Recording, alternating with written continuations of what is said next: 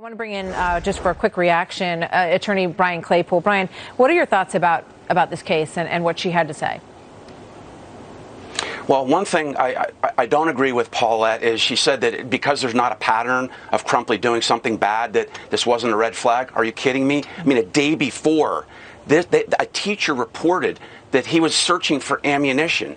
That should have been reported to law enforcement right away. That is the most massive red flag you could ever get at a school with a student. Then you combine that with the next day, the day of the shooting, in which they're seeing drawings of dangerous ideations that this young man has.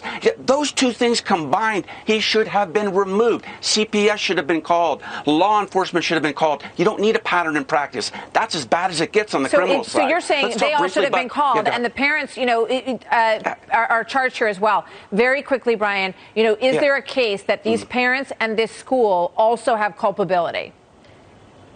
Yeah, absolutely. Parents are culpable on a criminal side, and the school an abomination. There's an in loco parentis doctrine in the legal world, Latin for in the place of parents. School officials are supposed to treat all of those other students and these 4 young kids that died as their own students. And what they should have done is remove that student, and he should have been expelled, law enforcement called. The bottom line, Martha, is a lot of schools across the country place public image. They run it like a business. They get taxpayer money based on how many kids attend school. They're more worried about preserving image than safeguarding kids at school. All right, Brian, thank you. Obviously, as I said, we're just at the beginning of this process, and we're going to stay very on top of this case as it moves forward. Brian Claypool. So, former Minnesota